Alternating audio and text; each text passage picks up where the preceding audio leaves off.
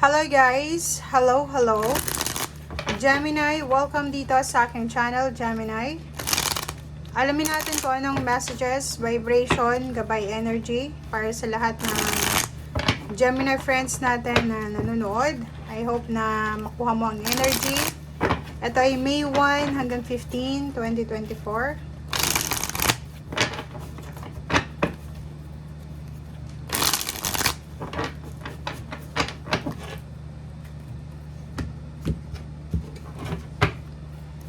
Okay, May 1, Gemini. Okay guys, so meron ka ditong Death card, the High Priestess, and Queen of Wands. Nakikita natin dito guys na may posibleng nagtapos siguro like business partnership, relationship, trabaho, or kung ano man to na nagtapos sa buhay mo. Or kailangan magtapos kasi pwedeng retirement, parang ganun. So, or pwedeng may Gemini dito na naka-experience kayo ng mga losses. Money, na scam, na loko, relationship, or kung ano pa man. Sinasabi ng baraso dito na makinig ka, Gemini, ha. Kasi merong nagtapos sa buhay mo, pero meron ditong High Priestess na sinasabi may rason. Everything happens for a reason. And sinasabi din ng baraha, may lihim na hidden message ito from the universe. Na siguro sa ngayon, mahirap mong intindihin. Diba? Mahirap kang intindihan sa ngayon kung ano yung rason bakit natapos ito or kung bakit ganyan-ganito. But, sinasabi ng baraha dito na huwag kang mag-alala kasi in due time, diba? Nasa tamang oras, sa tamang panahon, sa tamang oras, ay posibleng makuha mo yung Queen of Wands, makuha mo yung balanse, yung sagot sa mga nangyayari sa ngayon. Makuha mo yung freedom, makuha mo yung justice, or kung ano man to na posibleng dala ng kung ano man itong sadness or kung ano man tong disappointments na nararanasan mo sa ngayon. Okay? Pwedeng hindi mo nakuha yung hindi ka nakapasa sa board exam or sa mga interviews or so any types ng exam. And siguro hindi pa ito yung oras or yun lang yung isipin mo. Okay, children.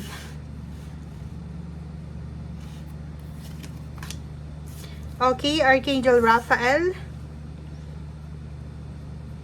And dahil dyan, parang nakikita ko sa'yo dito na medyo nag-aalala ka para sa pamilya mo. Hindi lang sa mga batang individual, if ever man may anak ka, apo, pamangkin, or kano pa man. Hindi sa kanila. Parang hindi lang sa ganun. Nakikita natin na sinasabi ng barahan na huwag kang mag-alala. Kasi ano man ito na pinagdadaanan mo sa ngayon, nandito si Archangel Raphael para bigyan ka ng healing, 'di ba? Losses, 'di ba?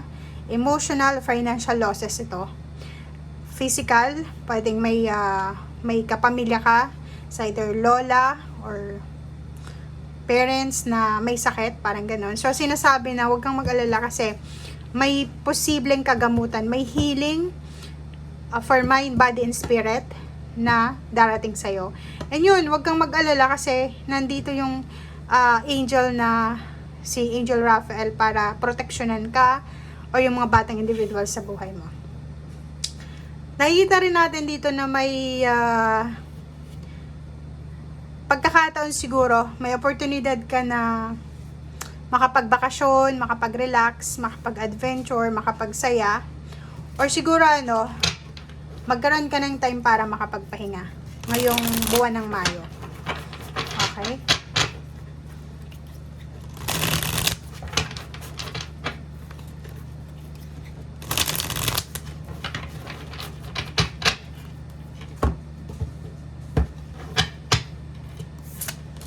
Okay, so next card is Page of Swords. Oh, double death card guys, double death card. And Two of Wands. So nakikita natin dito na ang focus mo sa ngayon, is makaalis ka dito sa kung ano man itong pagsubok na pinagdadaanan mo sa ngayon, 'di ba? Parang yun yung pinaka-focus mo sa ngayon, na sana makaalis ka, sana ma-overcome mo itong mga nangyayari sa'yo sa ngayon, sana ma-resolve mo yung issues na to, na pwedeng hindi masyadong kagandahan. Okay, and 3 of Swords, nakikita ko sa'yo dito, medyo nasa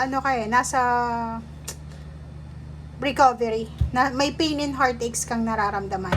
Okay, and the Star card, sinasabi na kung ito man ay pangarap mo, itong nawala sa'yo, sinasabi ng baraha, huwag kang mawala ng pag-asa. Kasi itong the Star, sinasabi na kahit na anong mangyari, kahit maraming delays, maraming hang-ups, or maraming pagkakataon na feeling mo wala na talaga, pero minsan, unexpected, mayroon pa pala. So, yun yung nakikita natin. Queen of Swords, King of Swords, Page of Swords. Mag-focus ka lang sa solusyon, 'di ba? Sinasabi ng baraha na if ever man mga losses na to, or emotional or financial losses na to, involve ang pamilya mo. Like yung parents na wala ng trabaho, nawala ng relationship, nawala ng bahay, tirahan, or kano pa man. Ang 4 of Wands, sinasabi na kailangan mong mag-focus sa kung ano yung meron ka sa ngayon. Support system ba?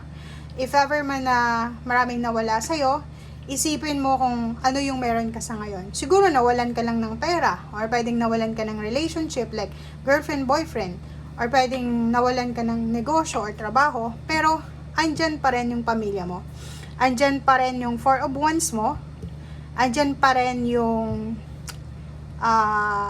tawag dito, yung foundation na pwede mong paghugutan ng lakas. 'Di ba? The Sun.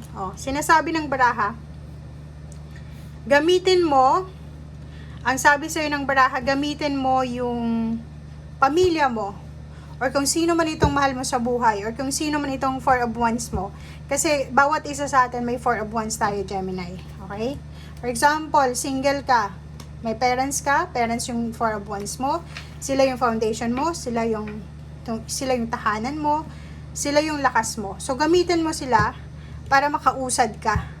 Gamitin mo sila as inspiration para bumalik yung saya sa buhay mo. 'Di ba? Parang ganon. Okay, 6 of Cups.